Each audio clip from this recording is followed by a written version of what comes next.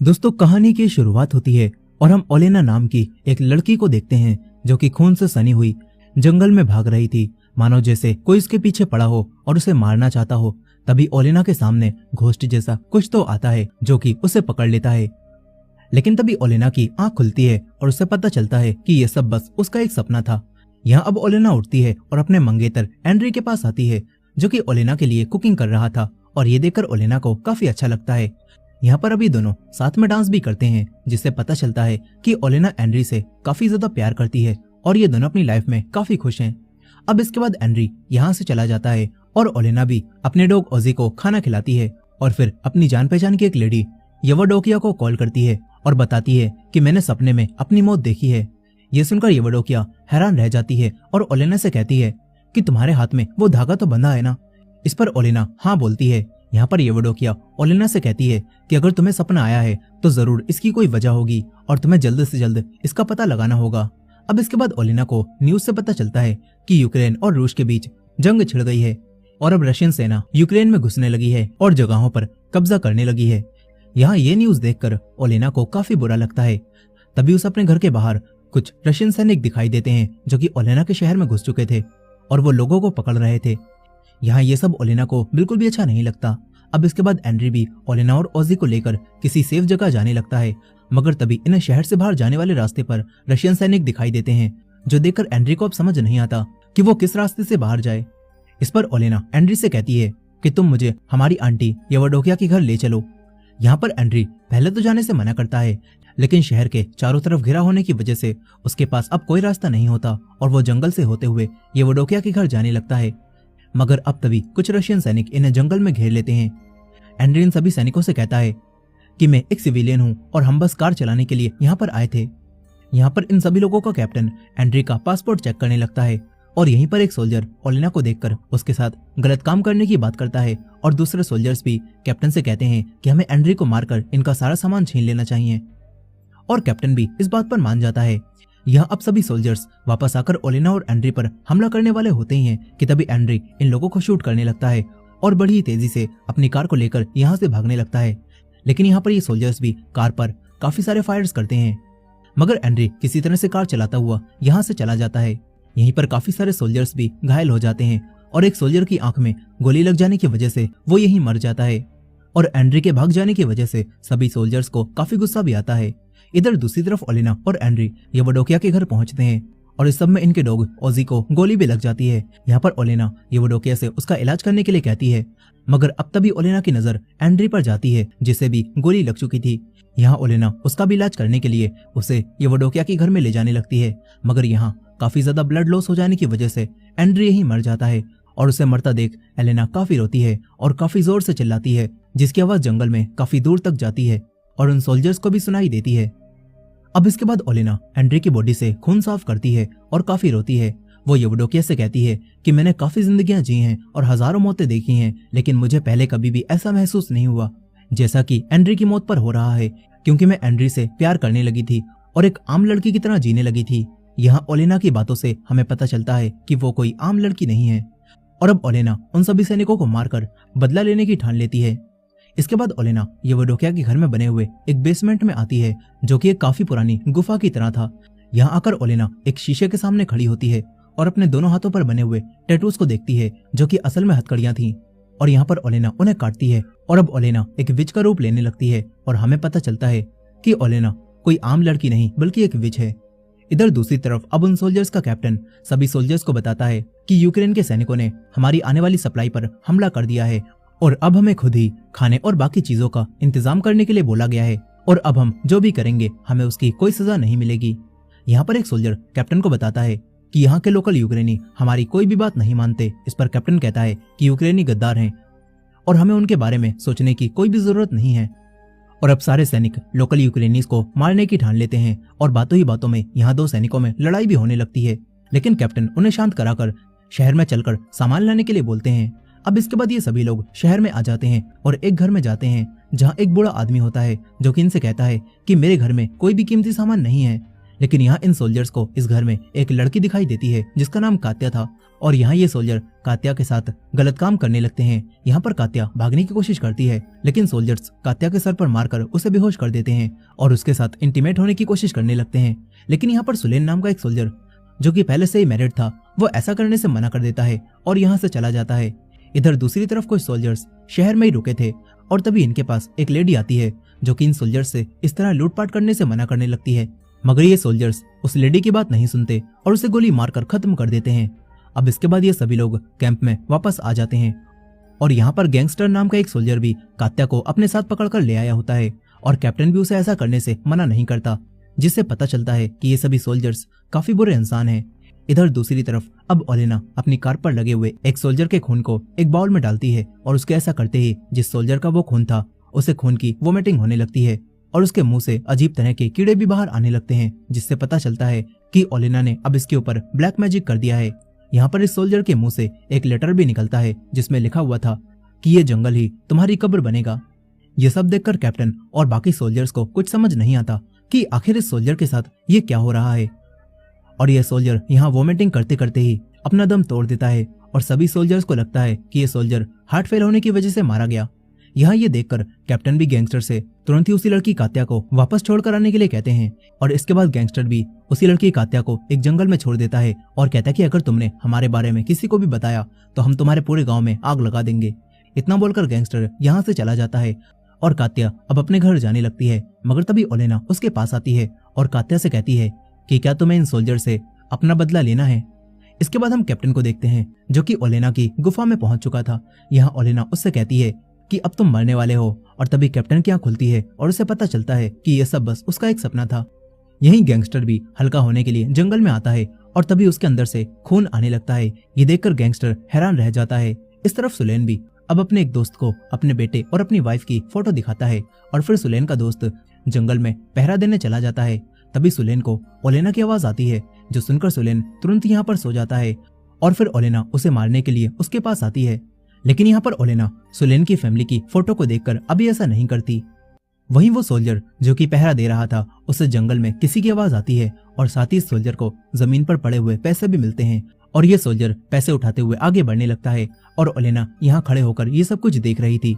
अब इसके बाद अगले दिन सभी सैनिकों को सेम मैसेज आता है जिसमें लिखा हुआ था कि ये जंगल तुम्हारी कब्र बनेगा।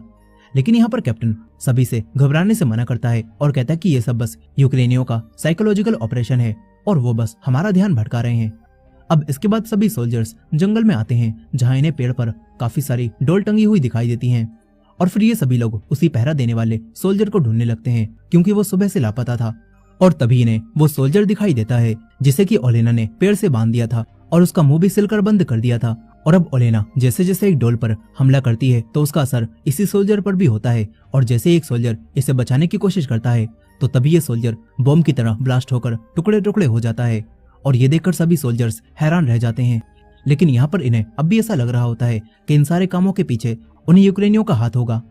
इस तरफ ओलेना भी किसी तरह का कोई रिचुअल करती है और फिर उसके अंदर भी किसी तरह की ब्लैक पावर्स आ जाती हैं और साथ ही उसी घर के आसपास काफी सारे क्रो भी खुद ही मरकर गिरने लगते हैं। और ये देखकर येवडोकिया घबरा जाती है। वो तुरंत ही ओलेना के पास आती है जो कि सुलेन के फैमिली फोटो पर कोई जादू कर रही थी।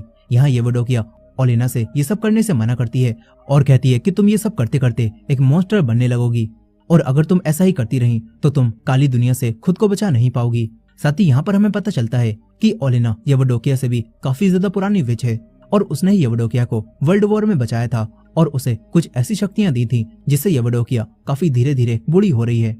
यहाँ पर येवडोकिया ओलेना को समझाने की काफी कोशिश करती है लेकिन ओलेना उसकी बात नहीं सुनती। वहीं सुलेन के पास अब एक फोटो आता है और उसे पता चलता है कि उसका बेटा और वाइफ मर चुके हैं। ये देखकर सुलेन तुरंत ही उन्हें फोन करता है लेकिन उसे यहाँ पर सिग्नल्स नहीं मिलते और ये देखकर सुलेन तुरंत ही कैप्टन से टैंक मांगता है ताकि वो शहर में जा सके और अपनी फैमिली से मिल सके। यहाँ पर वो कैप्टन को भी अपनी फैमिली के मरने के बारे में बताता है और अपने फोन में फोटोज भी दिखाने लगता है लेकिन अब वो फोटोज उसके फोन से गायब हो चुकी थी और इस वजह से कैप्टन उसकी बातों पर यकीन नहीं करता और उसे कहीं भी जाने से मना करता है और कहता है कि ये सब बस उन्हीं यूक्रेनियों की चाल है। मगर तभी सुलेन के पास फिर से उसकी वाइफ और बेटे की डेड बॉडीज की फोटो आती हैं और ये देखकर सुलेन अब चुपचाप टैंक में आ जाता है और यहाँ से जाने लगता है। तभी उसे यहाँ पर ओलेना भी दिखाई देने लगती है, जो देखकर सुलेन काफी गुस्से में आ जाता है और ओलेना को कुचलकर मारने के चक्कर में सुलेन यहाँ पर रखी हुई डेड बॉडीज को और भी ज्यादा कुचल देता है। इसके बाद कैप्टन और बाकी सभी सोल्जर्स उसे काफी बुरा मारते हैं और सुलेन इन्हें बताता है कि मुझे एक औरत दिखाई दी थी और उसी ने ये सब कुछ किया है, मगर सभी को लगता है कि सुलेन झूठ बोल रहा है। फिर इसके बाद अगले दिन इनके ऊपर अचानक से बॉम्ब गिरने लगते हैं और एक सोल्जर को यहाँ पर एक साइकिल भी दिखाई देने लगती है, जिसमें से काफी सारा खून निकलने लगता है। और फिर इस सोल्जर को वही लेडी दिखाई देती है जिसे इन्होंने शहर में गोली मारकर खत्म कर दिया था। और ये देखकर ये सोल्जर काफी ज्यादा डर जाता है और एक गड्ढे में गिर जाता है। तभी कैप्टन के रूप में ओलेना यहाँ पर आती है, जो कि इसके माथे पर कुछ अजीब तरह के निशान बनाने लगती है। और इसके थोड़ी देर बाद जब सभी सोल्जर्स यहाँ पर आते हैं तो उन्हें ये सोल्जर दिखाई देता है जिसका दिल अब ओलेना ने निकाल लिया था। और ये देखकर सारे सोल्जर्स हैरान रह जाते हैं। इस तरफ अब ओलेना उसी सोल्जर के दिल को भी खा जाती है और ये देखकर येवोडोकिया उसे ऐसा करने से मना करती है, मगर ओलेना अब उससे कहती है कि मुझे दूसरे लोगों की खून की अब बहुत जरूरत है। यहाँ पर येवोडोकिया के मना करने पर भी ओलेना उस पर चिल्लाने लगती है और येवोडोकिया से कहती है कि जब मेरा काम खत्म हो जाएगा तो मैं खुद ही यहाँ से चली जाऊंगी, लेकिन तब तक तुम मुझसे दूर रहो। इस तरफ कैप्टन सोचता है कि इस सोल्जर का दिल आखिर किसने निकाला होगा। इस पर एक सोल्जर कहता है कि इस जगह पर मेरी मॉम पैदा हुई थी और यहाँ एक चुड़ैल के होने की काफी सारी कहानियां हैं और मुझे लगता है कि उसी चुड़ैल ने ये सब कुछ किया होगा।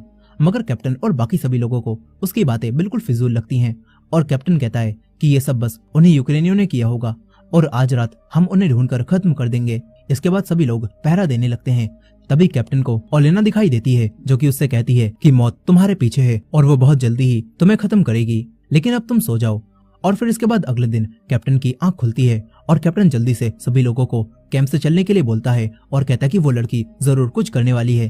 तभी ये सभी लोग देखते हैं कि इनके साथियों की बॉडीज अब गायब हो चुकी हैं और ये सभी लोग बॉडी ढूंढने जाने लगते हैं, मगर गैंगस्टर इनके साथ नहीं जाता। और अब जैसे ही गैंगस्टर फिर से बाथरूम जाता है तो फिर से उसके अंदर से खून निकलने लगता है और इस बार एक कीड़ा भी उसके अंदर से बाहर आता है और ये देखकर कैप्टन के होश उड़ जाते हैं। वो काफी घबरा जाता है। इधर दूसरी तरफ सोल्जर्स बॉडी ढूंढने जा ही रहे थे कि तभी इन्हें उन्हीं बॉडीज के पार्ट्स एक पेड़ पर लटके हुए दिखाई देते हैं, जिनसे सभी के होश उड़ जाते हैं और सुलेन तो अब खुद ही को गोली मार लेता है। तभी कैप्टन को ओलेना दिखाई देती है और कैप्टन अपने सभी सोल्जर्स के साथ उस पर फायर करने लगता है और इस वजह से ओलेना यहाँ से चली जाती है। वहीं दूसरी तरफ गैंगस्टर मदद मांगते मांगते कात्या के पास पहुंच जाता है और यहाँ पर कात्या इसे मारने जा ही रही थी कि तभी वो रुक जाती है, क्योंकि वो एक अच्छी इंसान थी। मगर गैंगस्टर चालाकी दिखाकर गन उठाने की कोशिश करता है और ये देखकर कात्या उसका हाथ काट देती है और फिर उसके सर में कुल्हाड़ी मारकर उसे भी खत्म कर देती है और अपना बदला ले लेती है। इस तरफ ओलेना घर वापस आती है और येवोडोकिया से अपने शरीर से गोलियां निकालने के लिए कहती है। यहाँ पर येवोडोकिया गोलियां निकालने लगती है और तभी उसे कुछ अजीब सा फील होता है। वो ओलेना को ये बात बताने की कोशिश करती है, मगर ओलेना उसकी कोई भी बात नहीं सुनती और उसे यहाँ से जाने के लिए बोलती है। इस तरफ कैप्टन को भी ओलेना के खून के निशान दिखाई देते हैं और कैप्टन उनका पीछा करने के लिए कहता है, मगर एक सोल्जर इन्हें ऐसा करने से मना करने लगता है और कहता है कि ये सब उस विच का एक जाल होगा। लेकिन कैप्टन और किसी को भी इसकी बातों पर यकीन नहीं होता और इसीलिए ये सोल्जर यहाँ से जाने लगता है। लेकिन कैप्टन गुस्से में खुद ही इसे शूट कर देता है और खत्म कर देता है। अब इसके बाद कैप्टन अपने सोल्जर्स के साथ ओलेना के घर में आ जाता है और यहाँ पर बस ये 4 ही सोल्जर बचे थे, इसीलिए कैप्टन 2 सोल्जर्स को घर के बाहर खड़ा करता है और खुद अपने साथी के साथ घर के अंदर आ जाता है। इधर दूसरी तरफ घर के बाहर मौजूद सोल्जर्स अब बहस करके आपस में ही लड़ने लगते हैं और तभी एक आदमी को गुस्सा आता है और वो अपने साथी को गोली मारकर खत्म कर देता है। इधर कैप्टन अपने साथी के साथ ओलेना की गुफा में आ जाता है और एक मिरर में खुद को देखता है, जिसमें उसका चेहरा अजीब दिखाई दे रहा था और ये देखकर कैप्टन का साथी यहाँ से चलने के लिए कहने लगता है, मगर तभी ने यहाँ पर ओलेना दिखाई देती है और ये लोग उसे शूट करने लगते हैं। लेकिन ओलेना असल में यहाँ पर नहीं थी और यहाँ मौजूद अब उसी दूसरे सोल्जर का चेहरा खुद ही जलने लगता है और कैप्टन भी ये देखकर उसे शूट करके खत्म कर देता है। तभी उसे ओलेना अंदर आती हुई दिखाई देती है और कैप्टन उसके सर पर मारकर उसे बेहोश कर देता है और काफी खुश होता है। फिर कैप्टन ओलेना के साथ भी गलत काम करने की कोशिश करता है, मगर तभी दूसरी तरफ से ओलेना आती है और कैप्टन को पता चलता है कि वो जिसे ओलेना समझ रहा था वो असल में उसका ही साथी था और अब ओलेना इन्हें मारने लगती है। और यहाँ ओलेना कैप्टन के आखिरी बचे साथी को भी खत्म करती है, लेकिन जैसे ही वो इन लोगों को मारती है तो उसका असर भी धीरे धीरे ओलेना पर होता है और वो पूरी तरह से विच बनने लगती है। यहाँ पर ओलेना अब कैप्टन को भी मारने जाने लगती है, मगर तभी येवोडोकिया यहाँ आ जाती है और ओलेना को बताती है कि तुम प्रेग्नेंट हो और यहाँ पर ये दोनों बातें कर ही रही थी कि तभी कैप्टन ये वडोकिया पर गन पॉइंट कर लेता है, लेकिन अचानक से उसकी गन खराब हो जाती है। इसके बाद ओलेना कैप्टन पर हमला करके उसे बेहोश कर देती है और तभी ओजी भी यहाँ पर आ जाता है, जो कि ओलेना को विच के रूप में देखकर उस पर भौंकने लगता है। ये देखकर ओलेना शांत हो जाती है। यहाँ अब ये वडोकिया ओलेना से कहती है कि तुम अभी भी अपनी लाइफ खुशी से जी सकती हो और इसीलिए तुम इसे मत मारो, क्योंकि अगर ओलेना ने कैप्टन को भी मार दिया तो वो हमेशा के लिए एक विच बन जाएगी और उसका बच्चा भी मर जाएगा। और इसीलिए अब ओलेना भी कैप्टन को खुद ना मारने का फैसला करती है। इसके बाद ओलेना सभी मरे हुए सोल्जर्स की लाशें जंगल में ही टांग देती है और कैप्टन को भी पागल कर देती है, जो कि बस विच विच बोलता रहता है और जमीन में एक गड्ढा करता रहता है। कुछ यूक्रेनी सोल्जर्स आ जाते हैं और वो कैप्टन को पकड़ लेते हैं। इसके बाद कहानी 9 महीने आगे जाती है, जहां पर हम फिर से ओलेना को देखते हैं, जो कि अपने बेटे के साथ, जिसका नाम उसने एंड्री ही रखा होता है, उसके साथ एक नॉर्मल जिंदगी जीना शुरू कर देती है। और इसी एंडिंग के साथ ये कहानी यहाँ पर खत्म हो जाती है। दोस्तों, आपको ये मूवी कैसी लगी कमेंट करके जरूर बताइएगा, और ये वीडियो पसंद आई हो तो वीडियो को लाइक करके हमारे चैनल को भी सब्सक्राइब करना मत भूलिएगा। मिलते हैं नेक्स्ट वीडियो में।